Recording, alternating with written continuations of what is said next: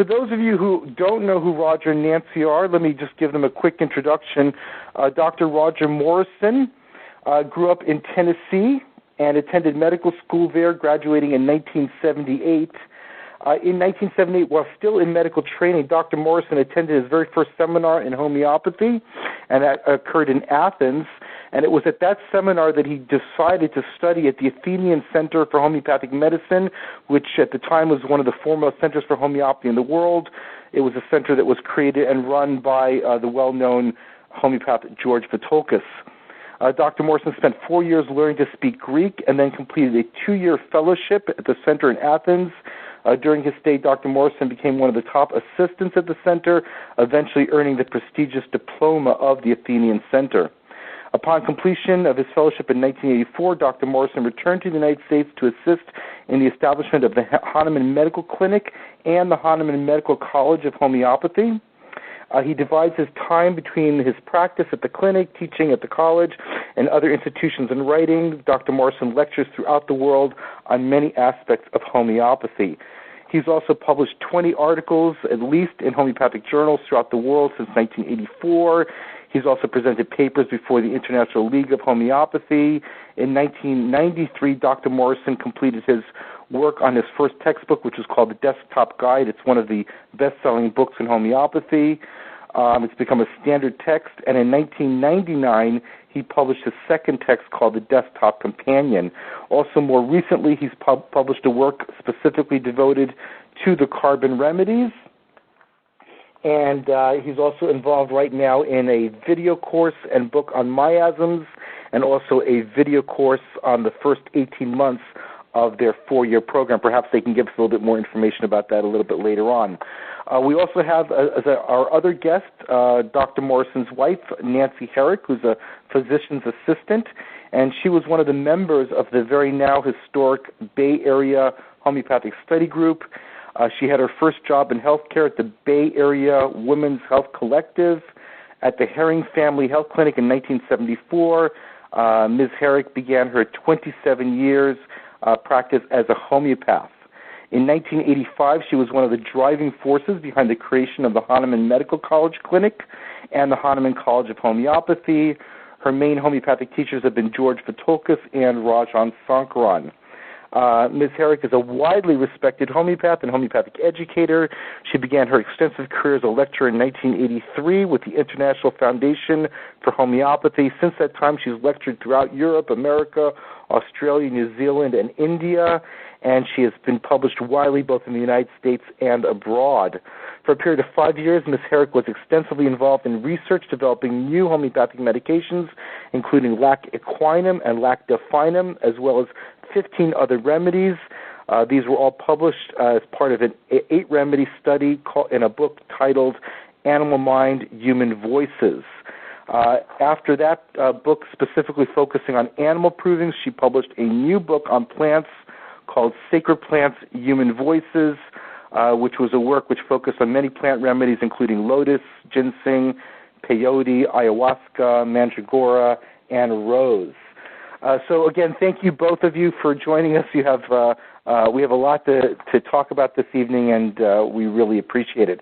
Now, Roger and Nancy are going to be speakers at this year's upcoming Liga conference, which will be occurring in Redondo Beach between May 18th and May 22nd, and they're going to be specifically talking about the carbon remedies.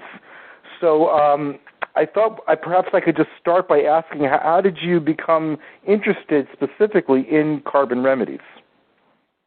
Well, thanks, Kim, for the nice introduction. We were teaching the Hahnemann course for about 20 years, and by the way, we're no longer teaching the Hahnemann course. Maybe I hadn't filled you in on that. Okay, thanks for letting us know. Yeah. We after 20 years, we decided we were too old to keep it up anymore, so here we're just teaching independently and seminars rather than a full-time school. But while we were teaching that school, every year that we taught it, we changed the schedule of the course.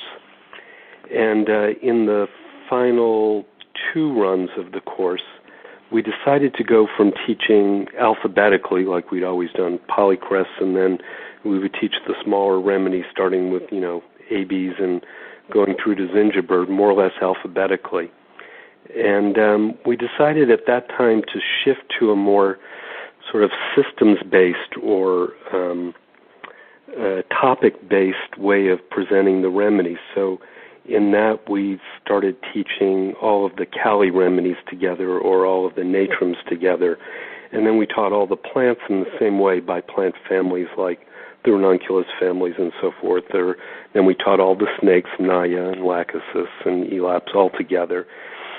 And at the end of the first time that we did this, just as a double check, I went through towards the end of the course and checked off every remedy that we had previously taught against the ones that we had already taught in the course in this new systems-based way of teaching. And as I checked them off, I found that we had left out about 15 important remedies, and of those, most of them were the carbon remedies. Graphites, petroleum, glenoidum, carbovegetabilis, carboanimalis, creosote, camphor, so forth. So there were about 15 remedies that we just hadn't taught. And so I said, well, let me teach all this as a group, and we'll get those all out of the way, and then we'll have done all of our traditional remedies. And then I thought, well, as long as I'm going to teach this as a group, let me just sit and study it a little bit and see, is there any similarity between these, very different remedies, chemically different remedies? Is there some set of rubrics or themes that seems to go through the whole group? And so the first thing I did was just put these remedies onto one of the computer programs. I can't remember if it was Radar or ReferenceWorks or which one. And I put all the remedies that I was going to be studying, and then I just tried to see which rubrics were in common. And the first thing that jumped out was the rubric confusion of mind, loses his way in well-known streets. And the two strongest remedies for this are petroleum and glenoidum, which are both in the carbon group of remedies. And I thought, wow, maybe there's a theme here. So I started to study, going back to my own cured cases and borrowing Nancy's cases and cases of my other colleagues, Bill Gray and Jonathan Shore, in the Hahnemann course. I started going through each of these cases, and what I found was a tremendous similarity in all of these carbon cases. And one of the strongest characteristics had to do with this confusion of mind.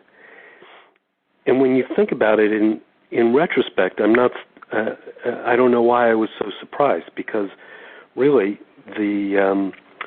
what do we do with carbon remedies like alcohol, or think of all the kids sniffing glue to get high, or carbon tetrachloride and the myriad of carbon-based remedies, substances that we come in contact with in our environment.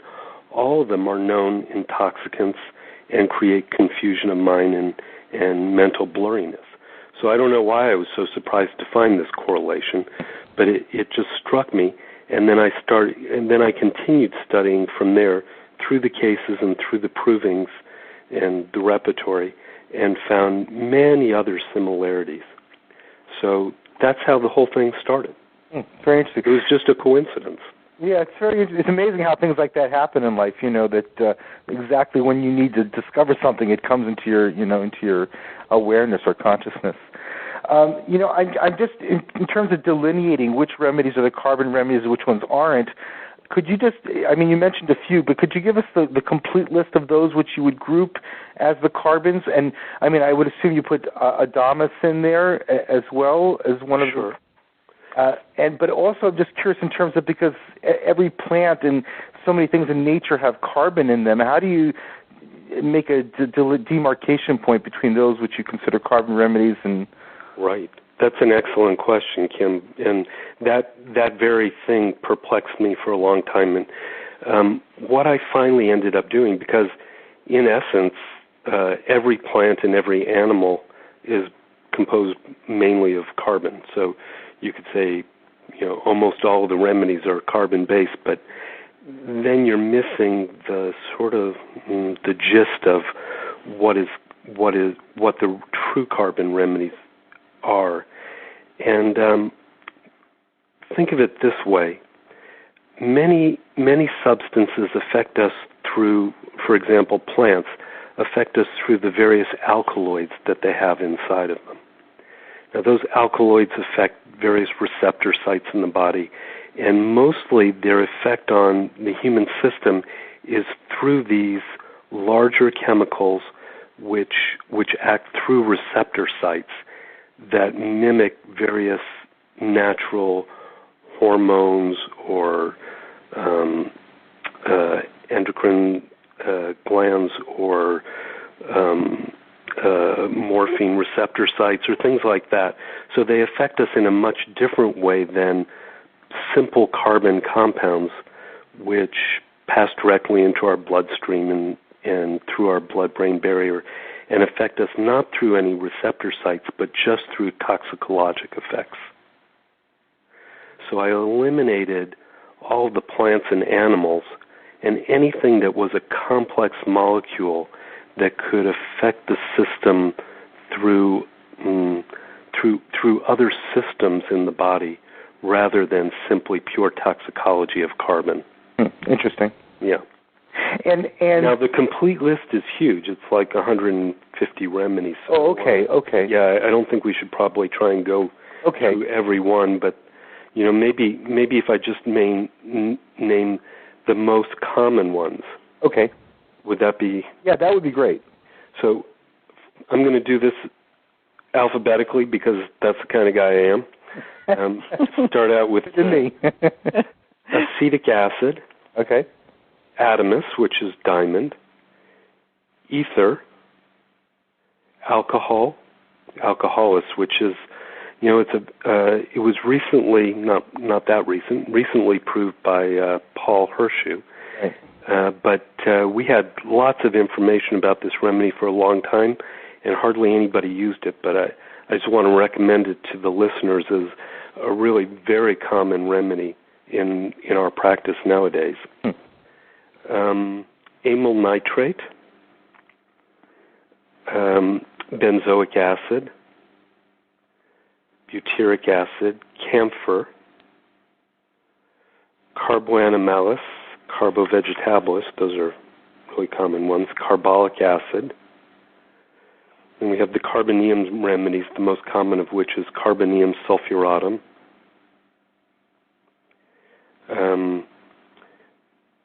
Then planoinum, graphites,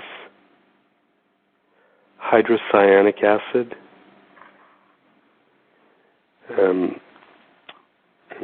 creosotum, lactic acid. It's hard. I'm leaving out some of the smaller ones. Oxalic acid, of course, is quite well known. Picric acid, petroleum, Pix liquid, saccharum album, and the other sugar remedies like saccharum lactis or Nel. Succinic acid, tannic acid, terebinthina, uric acid. I think I left out gallic acid, which I would consider a fairly common remedy. So those would be the ones that are famous enough that everybody would have heard of. Yeah, or have some familiarity with. Now, Roger, you had mentioned that one of the common characteristics that you discovered with these carbon remedies is this confusion of the mind. Were there other common characteristics that you found that ran across these carbon remedies? Yes. So maybe I could just go through those because I think that's really one of the hearts of my work, and I think it would make it much easier for your listeners to identify when they need to be thinking of a carbon-based remedy for their patients. So maybe I could go through this in a little bit of detail. If that sounds great. Okay. So let's start out talking about the confusion, because there's a few very characteristic things in the confusion of the carbon remedies. Confusion, of course, being a rather general thing, and not that many plant remedies like Hellebris or Baptisia are confused, and many other mineral remedies and so forth. But there's some specific things about the carbon confusion. So the first, which I alluded to, was the sensation of being lost in well-known places. And it's a sense of complete disorientation, and maybe I'll just read a few quotes from the literature just to illustrate this. So, for example, the remedy camphor bromatum, which is a camphor derivative, one of the people, he's a prover, said, "My first impression was that I had boarded the wrong train. I was completely turned around and could not disabuse myself of the idea that the train was going south instead of north." And then, of course, we know about petroleum and glenoinum and many other carbon-based remedies that get lost. But, for example, here's from the proving of Sacrum lactis. Loses her way in well-known streets, gets completely bewildered, walked from 5th Avenue to 10th Avenue while intending to go to 2nd Avenue, wondered how the avenues had gotten on the wrong side of the city. Or in succinic acid, I feel totally lost and cannot relate to where I am. Suddenly I find I'm in a laneway and I don't recognize the street. So that's a very key characteristic, is the sense of being disoriented, getting completely twisted around in your location. The second thing is I use the word vacant to describe it. And, in the vernacular of American teenagers, our daughter taught us this phrase, nobody's home. So it's a kind of look about the face and the eyes, but also the patient themselves will complain of a feeling of being just completely vacant, where they sit and stare for several minutes before they catch themselves just staring, and they go, "Wow, where was I?" And many times our patients have this it's kind of far away, and at the same time, it's as if there's not enough thoughts going through the head. Many of our remedies are known for having too many thoughts in their head, like coffee or China or whatnot. Many of our remedies can have too few thoughts going through their head. And I remember George Vathulkas talking about this in relationship to the remedy Graphites, which is pure carbon. And then I started to see that this was the case of many other of the carbon remedies. So there's this kind of vacancy in the mind. Let's see. And then just a general mental weakness. And where we see that the most commonly is in slowness of answering. So many times the patient, you'll ask a question, and there's a significant delay before they can just put their thoughts together enough to come up with an answer. Now, this is in, the more extreme cases, but it's quite common. And another problem will be with, specifically for the carbons, is with reading. I would say most of the cases that need a carbon-based remedy will admit to some difficulty with reading. They just can't focus on reading. They read one line and then they realize they didn't comprehend it. They have to go back and study it again. So this kind of thing is very, very common. Very interesting. And now, what about in terms of physical symptoms, Roger? Are there any common denominators there? I mean, you've been talking about some of the confusion and the weakness of the mind and things like that, but what about on the physical level? Well, that's very interesting. Yes, there's some very strong characteristics in the physicals as well. There's a few other things with mentals, but we can come back to those. Oh, if I cut you off, please let's finish the mentals and then move on to the physicals. Okay. Yeah. Now you've got me running in circles here, but I'll. No, my fault. I'll tell just a couple of others, because there are some. Sure. There are some ones that are pretty strong. One is sort of a longing for the past. and I don't know how to put that too clearly, except that sometimes they'll mention homesickness. For example, you'll see under the rubric homesickness, you'll see carboanimalis, glenoidum, petroleum, sacramalbum, and so forth. You'll see the rubric for homesickness. But it's not just the home. It's kind of longing back for a time when they were more clear or more focused in the now, in reality. Whereas when you can imagine when your mind is not concentrated, when you're lost, there's a feeling of isolation, which is another big theme with the carbon remedies. Just a feeling like you can't make contact with people well. And in fact, you can't make contact when your mind is not operating at the same speed that everybody else's is. So I would say those are three of the big characteristics in the mind. And then there's a few other things that are worth mentioning. Well, one thing actually I was going to say is this sensation of sinking.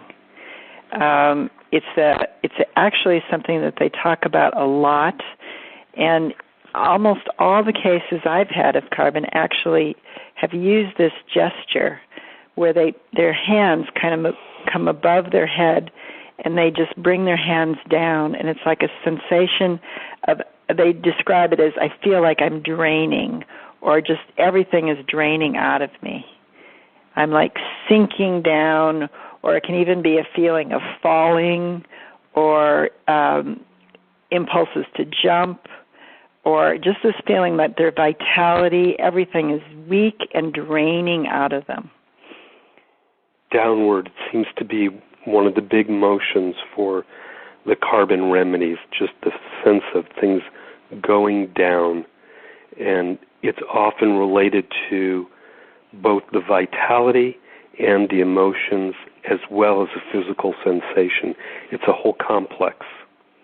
And it's associated also with mental weakness, where there's just this difficulty answering, or the speech is very slow, or they have very poor or weak memory, they can't concentrate, and then they just make mistakes, mistakes in writing, speaking, and difficulty reading.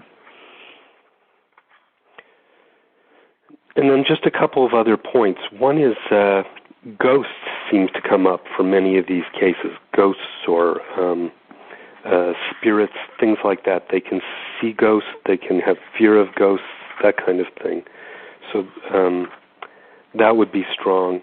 And then another would be a sense of shock. These remedies seem to be very susceptible to shock in general, emotional shock and physical shock, not just Carbovegetablus, which is, of course, our most famous remedy for shock, but many of the other remedies as well.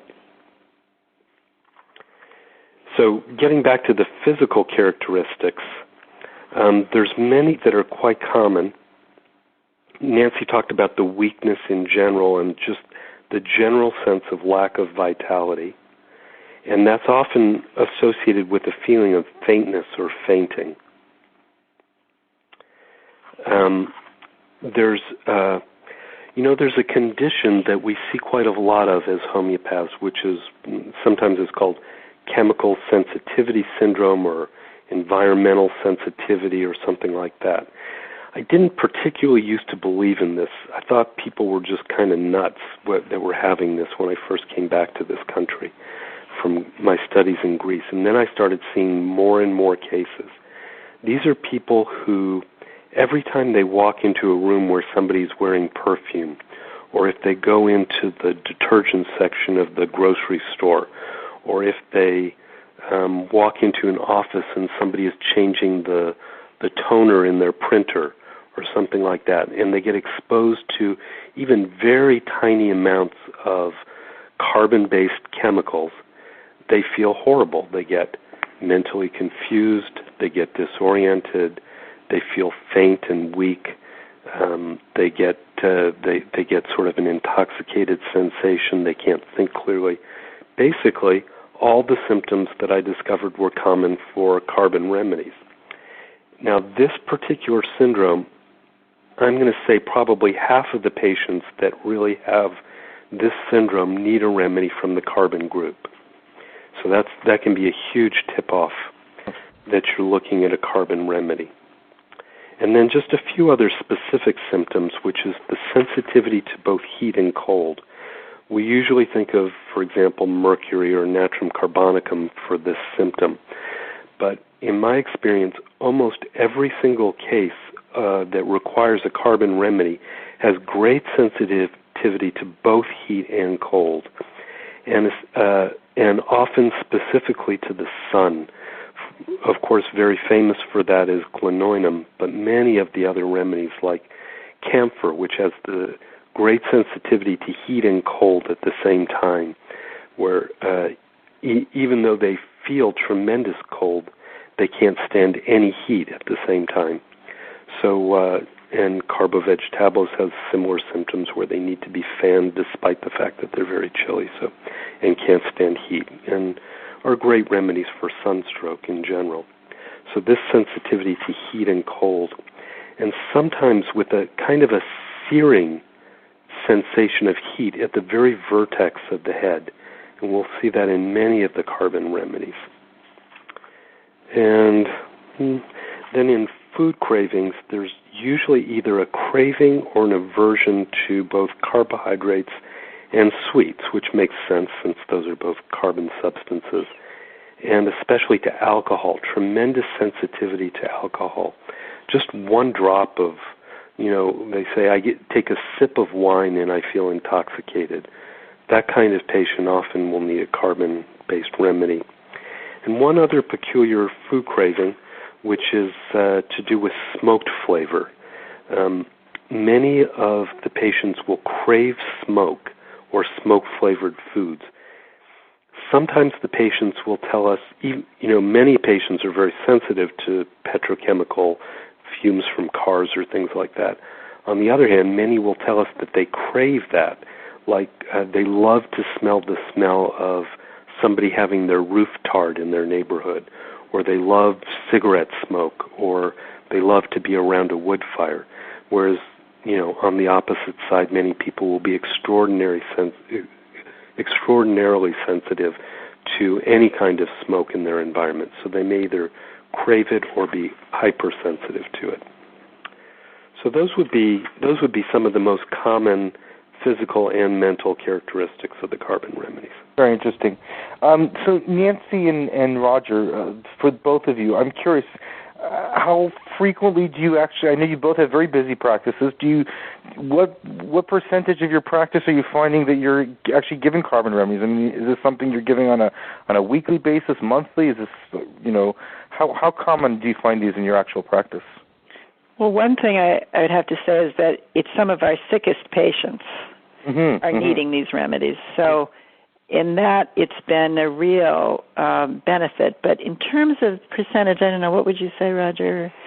No, it's not a huge percentage, maybe one case in 100 or two cases in 100 that need these remedies. What's interesting is that most of these are cases that you don't spot it on the first prescription. So it'll be somebody who's been really sick through many remedies and gotten nowhere, and then finally you'll grab the idea maybe this patient needs a carbon remedy, and then you can hone in on which specific remedy to try and pick the perfect one for that particular case. So not a gigantic group, less than say sulfur. All cases of the carbon remedies are probably less frequent than sulfur in your practice. That one single remedy, but still it's.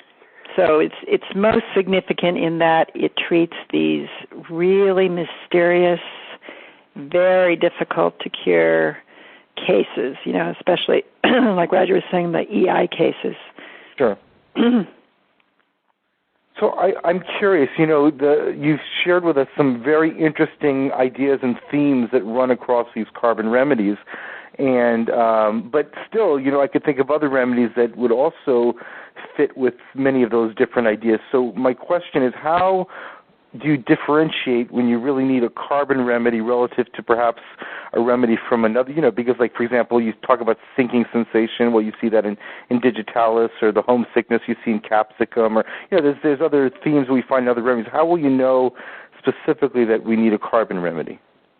So what I would say is if you're really asking for the core secret of the carbons, it's going to come to you from one of three ways.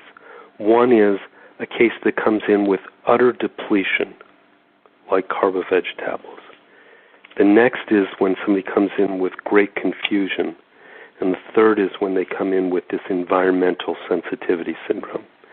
Now, you're not going to pick it just based on that. You're going to see that as sort of the beginning before you start to think about the carbons. Then you have to see the other these other properties, the sense of being isolated in the world, the fear of ghosts, the sensitivity to heat and cold. You have to see all of those characteristics in the same patient before you'll have the courage to prescribe one of the carbon remedies. Mm-hmm. And then, of course, many of them may have had family history. For example, in the remedy alcoholis, which, as I mentioned, is a fairly common remedy for us now. You won't see so many alcoholics who come in and need this remedy, but almost every one of them have very, very strong history of alcoholism in the family. Similar with, for example, sacramalbum, which is one of the other large remedies in the group. You won't necessarily see diabetes in the patient, but very frequently there will be a history of diabetes somewhere in the family. So sometimes the family history can really push you in the right direction. Roger, those three primary features that you mentioned, do you find that they all have to be there for you to prescribe a carbon remedy, or one or a couple of them have to be there? Or? No, any one of those three is enough to make you think about carbon. Okay. Then you want to try and use these other characteristics, and of course, the repertory in all of your resources in choosing the remedy. Yeah. Great. Any other pointers in terms of being able to differentiate these from other remedies in practice? Well, one thing Roger hasn't told you, but there is he breaks down this 150 remedies into many other groups that make it much easier to figure out which of these remedies, because many of these remedies haven't got good provings, and they're not very well known. So it's really hard to differentiate some of them. So I don't know if you want... I think that might be too much detail for today's talk, but once you're going to be talking about this at Liga anyway, isn't that right? I mean, some of these... We will be speaking about this at the Liga. Yeah, okay. And, of course, there's articles about the carbons in various places and the book. Actually, tell us a little bit about the book so the people who are listening can find out a little bit more about it. Okay, well, the book is called Carbon, Organic and Hydrocarbon Remedies in Homeopathy. And this is the result of about 5 or 6 years of pretty much steady work going through all the cases that I could accumulate through the literature and through my own practice and the practice of all of my close colleagues, that I was able to extract sort of the core themes and physicals. So the first part of the book just talks about the general characteristics of the carbon remedies. What we did in very brief this afternoon, I spend, dozens of pages describing each of these themes. And then I go through each of the known homeopathic carbon remedies and give, everything from the history of the use of the chemical, its chemical structures and properties. Then I go through everything that's known about the homeopathic picture of the remedy, and then I give any cases that I was able to find either of my own or in the literature, so that you can get the best possible feeling for the remedy, so that you can sort of, once you decide that you need a carbon remedy, there's a way of getting to which remedy is going to be the best one for that patient. So that's sort of the core of the book. And then I summarize my discoveries about these various subgroups within the carbon groups, for example, the amines or the aromatic group and so forth.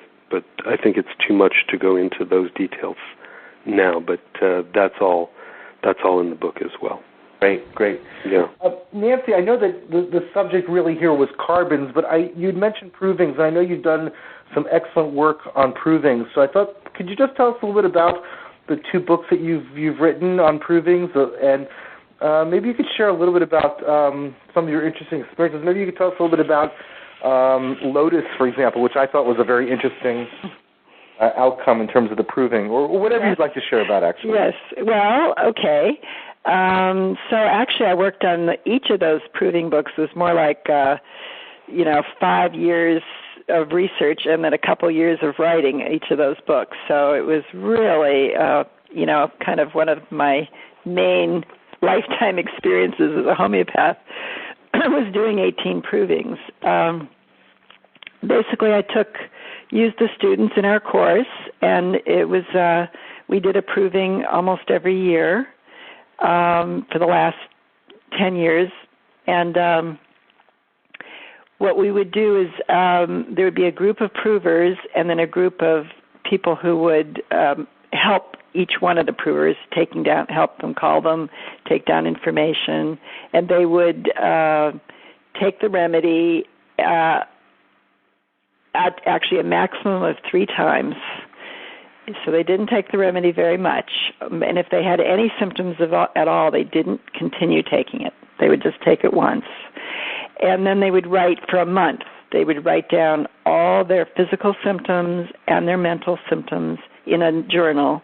And they would also write, in great detail, dreams and anything that happened to them during this period of time.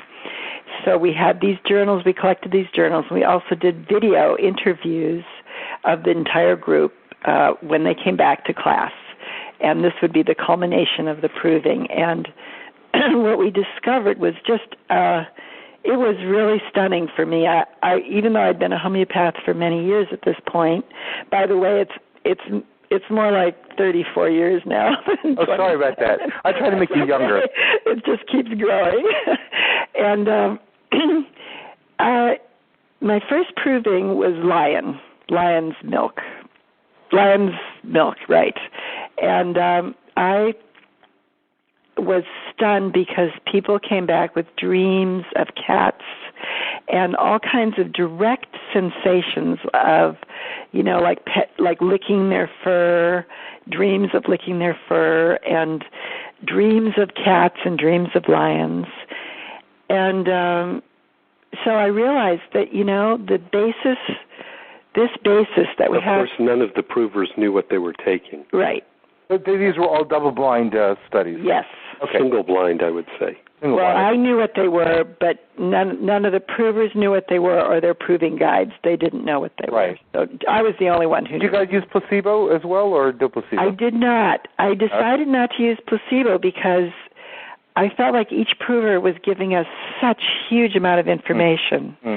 It was so valuable that that I just didn't want to use a placebo. Sure. I didn't want to, waste the opportunity right. because it was such a job for someone to do this. So I realized to the depth of my understanding that provings were powerful experiences. Now, the Lotus was interesting you ask about that one because it was the most extreme, I would say extreme is the right word. That's why I asked about it, because I remember reading the proving and yes. being struck by it. So in Lotus, I had, I can't remember now, it was, I think 4 of the provers actually became suicidal or homicidal. of course we have expectations. We have expectations what approving might be like, and knowing that lotus is considered, a kind of very sacred plant that the Buddhists depict in their artwork, and the Buddhas are always sitting on a lotus flower, and so I had these images that it was going to be this very spiritual, elevated proving. But the truth is that lotus has both ends of the spectrum.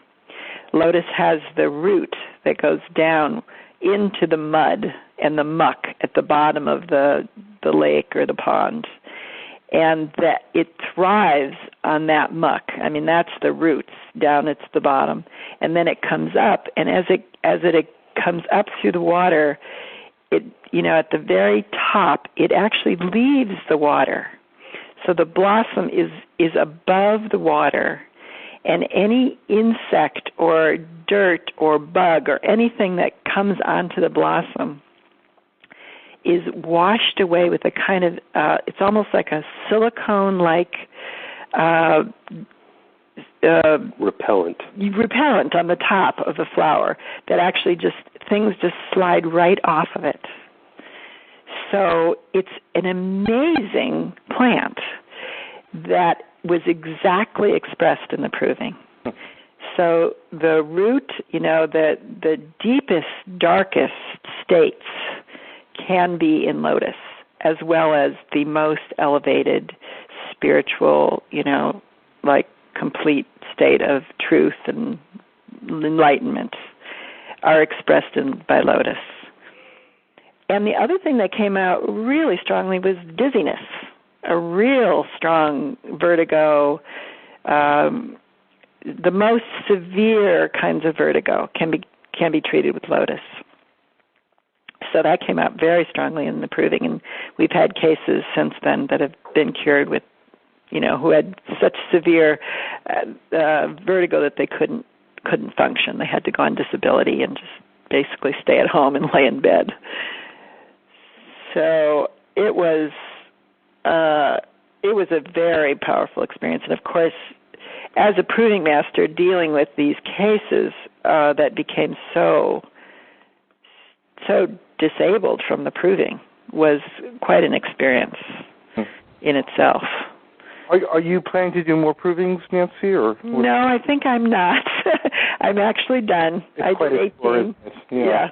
Although one of Nancy's unpublished provings was one that the one that was done in a total double-blind fashion, and this was the late Michael Quinn snuck in the remedy carbon dioxide into her animals and plants group. Really? Yeah, I said, Michael, you pick the remedy this time and don't tell me what it is. She gave him a bunch of choices, but he chose, instead of to give the ones that she wanted, he wanted to find out about carbon dioxide. So he slipped that into the group, and so we had a proving of carbon dioxide, which I published in its entirety in my book on the carbon remedies, and have also used it successfully in 2 cases so far. So I think it's a very interesting remedy and fit exactly the themes that we'd found for the other carbon remedies. Interesting. Any plans to publish that one? It's in the book, but I don't. It's in your carbon book. It's in the carbon book, right? There was no other place to publish. I got you. Yeah. Okay. It was a small proving, and so I don't think it.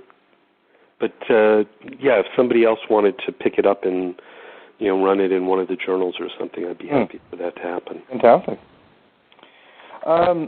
So I'd like to open it up and let some other people ask questions, but before I do that, I know that you've got a video course and a book on miasms. I thought perhaps you could share a little bit about that, and also a little bit about the video course of the first 18 months of your 4-year course. Could you just share about those 2 things? Well, yeah, we have a course on the miasms that we've just completed. Basically, it's Rajan Sankaran's system of miasms, so there's 9 miasms, and we go through them in great detail using cases. And we've got a system.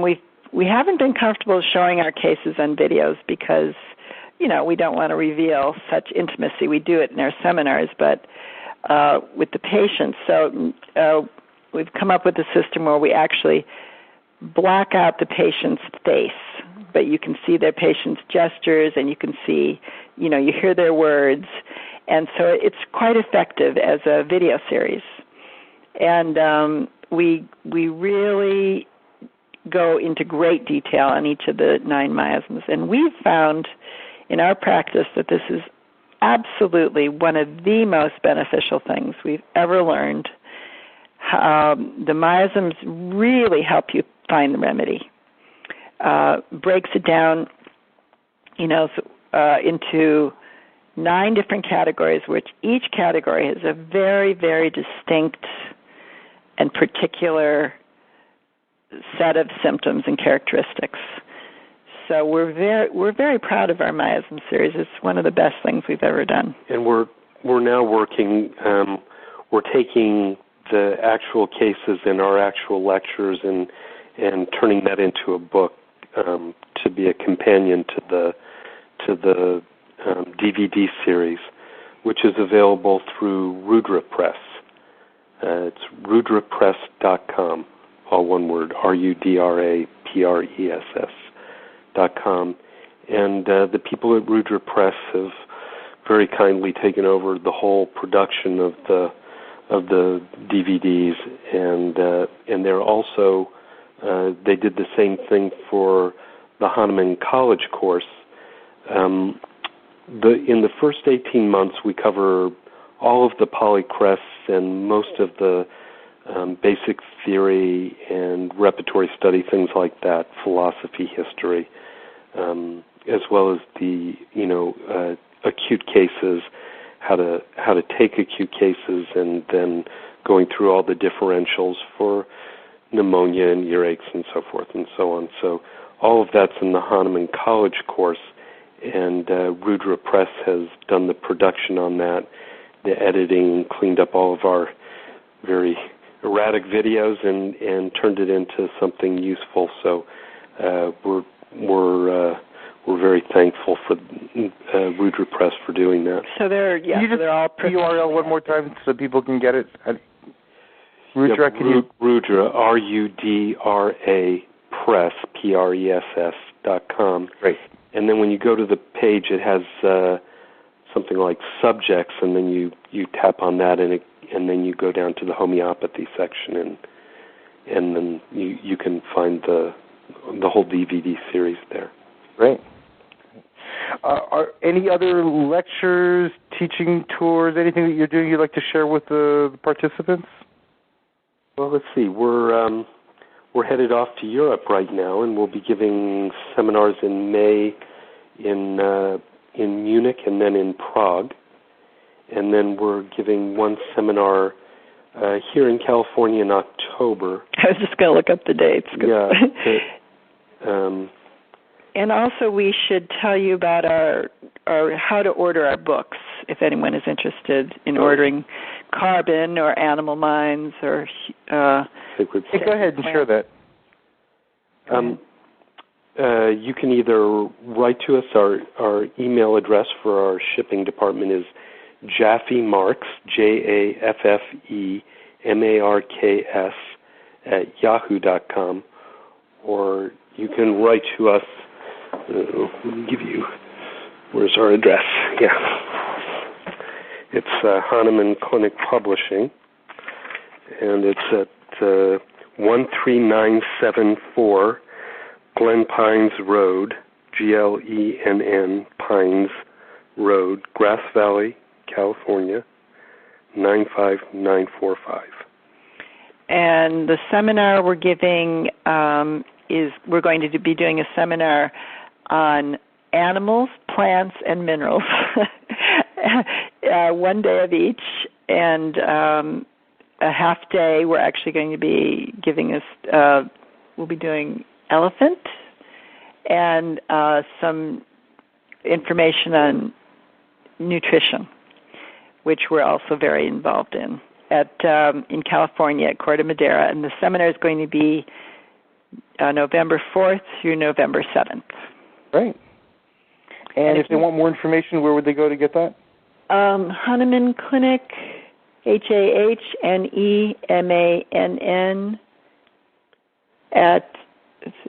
No. Oh, you know what? The best place to do it is to write to our secretary, HMC, that's Hahnemann Medical Clinic, Richmond, @gmail.com. Okay, good. And also, please, everybody, remember that both Roger and Nancy will be presenters at this year's upcoming Liga 2010 conference in Redondo Beach, California. They'll be there along with many other well-known practitioners, including Franz Vermeulen, Will Taylor, Frederick Schroyens, Peter Fisher, Stephen Messer, Dr. Farouk Master, Andre Sain, and many other speakers. So it's really going to be an incredible assortment of the top homeopathic educators and practitioners from around the world. So let me go ahead and open it up to let some other people ask some questions. Does anybody have any questions for Roger Morrison and Nancy Herrick? I have a question. Yes, please go ahead. Thank you all for coming together. Kim for bringing us all together, and Roger and Nancy for taking time to do this. I've been very excited about learning more about the carbon since I listened to you about 3 years ago at the NCH conference. So I've been awaiting this book. My question, there's two actually. I noticed that when you gave the list of common carbon remedies, you didn't mention some of the salts like Burita carbonica or natrum carbonicum, and I wondered where they lie in your research in terms of all the characteristics, and do you classify them with your carbon remedies? And the other question is specifically about diamond, and where one might find more information about the characteristics of this diamond remedy. Okay, those are two great questions, and let me answer the second one first. Diamond, of course, is from the proving from Jeremy Scher, and so he has a book of provings, and you'll find his proving of Adamus, which is the Latin name for diamond, Adamus, Adamas. And there was actually an earlier proving of diamond, or Adamus, by Rajan Sankaran's father, who was also a very famous homeopath of his time. So those two provings, would give you a lot to go from right there. Roger, can I just add, there's also a video that Jeremy Scher made of Adamus as well that people can acquire. Oh, great. Yeah. And also I summarized the remedy in the book. Now, the second question about the salts of the carbon remedies, and there's many, many salts of various carbon remedies, not just the carbonates, which are related and have many of the same characteristics, but many of the acetates, for example, Burita acetica or Cuprum aceticum, and then salicylates like natrum salicylicum or Kali salicylicum. So there's many salts of the carbon remedies. They're all related, but what you'll see with these salts is that they strike you first as related to the cation family. In other words, you'll think, "Wow, this looks like natrum muriaticum," but there's a lot of things that don't fit for natrum muriaticum. Then you start to think of the other salts of natrums, and if you see a lot of the characteristics of the carbons, then you would think of possibly, for example, natrum aceticum, natrum carbonicum, natrum salicylicum, or one of the other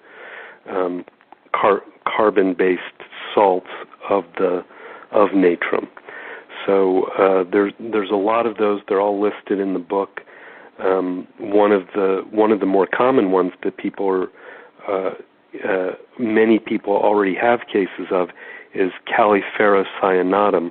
All of the cyanides are carbon-based remedies. So a lot of people have used califerrocyanatum just on the basis of, the well-known keynotes of like painless, uterine hemorrhage. And when you see a case that it works beautifully on, if you go back and review it, you'll see many characteristics of carbon in most of those cases. I hope that answered the question. The question. Yes, go ahead. Hello? Yes, go ahead. Ask your question. Are these remedies good for dementia, and what are the challenges? I'm sorry, say that again. I think we didn't hear what your question. Say it one more time. It might be for people with dementia, and what are the challenges of taking in these people? Did you hear that, Roger? I think I got enough, which was the question, are these remedies useful in dementia? Yes, these are remedies that you can think of in dementia. In our typical dementia of old age, generally speaking, homeopathy only has palliative effect in most of those cases, unless you catch them real early. So treating Alzheimer's disease is extremely difficult, and for a variety of reasons, it's very difficult. First of all, because the pathology is so extreme. Even more importantly is because the patient cannot give the kind of intimate details about their symptoms because of the dementia, so it's very difficult to even take the case. Even with the family member there, you rarely get the specificity to come in, to hone in on a really deep constitutional remedy, just because the mental condition is so advanced. But if you can catch them early, then yes, some of these carbon remedies would be useful in some of those cases at the least. Great. Other questions? We just have time for maybe one or two more questions. So yes, hello? Yes, please go ahead. Hi. I have a question regarding the chemical sensitivity, and I'm wondering if you found if the trigger, say a specific type of chemical, like a pesticide, might respond better to one of the carbon remedies than others. Yes, that's a very good question. So most of the patients that come in with environmental sensitivity syndrome don't know what chemical they were originally exposed to. If, however, the patient does know a specific exposure that started off the whole thing, maybe they were exposed to formaldehyde, or maybe they were exposed to a pesticide or something, and you can find out what that pesticide was, you can try to give an isopathic remedy for that, and sometimes that will be effective. But what I would recommend first is try to identify the whole constitutional remedy that fits for them for their whole case. And if you can spot a remedy that really fits their whole case, give that first. If it doesn't work, then you can take the more desperate step of trying to, potentize the pesticide or whatever toxin that they were exposed to at the beginning. But as I say, most of the patients don't know a specific toxin that they were exposed to, or they were exposed to often many at the same time. They moved into a new house and were exposed to formaldehydes and pesticides and other solvents all at the same time, and it's impossible to choose a specific one from the history. Great. Yeah. One last question. Yeah, I have one question. Go ahead. Yeah, my question might be very basic, but I wanted to know, these all remedies are very known remedies to us, and what are the basis to categorize these remedies in a carbon series? So I was just curious to know about it. Is it a chemical basis or a chemical salt? Yeah. You know what? I didn't quite follow the question. I think it's a similar question to what I asked, if I'm correct, which is what is the basis by which you group these remedies together? Yeah, first of all, just based on the fact that they're formed primarily from carbon, so they're organic or carbon compounds chemically, and that's the group that I used to study. Great. So I see we're basically out of time. I want to remind everybody that Roger and Nancy will be both lecturing in the upcoming Liga 2010 conference. You can get more information about that at www.liga2010.org. So www.liga2010.org. And they'll be lecturing there along with many other people. And you can also acquire Roger and Nancy's excellent books on carbon remedies, on keynotes of our remedies, an excellent book on therapeutics, and, of course, Nancy's wonderful books on provings.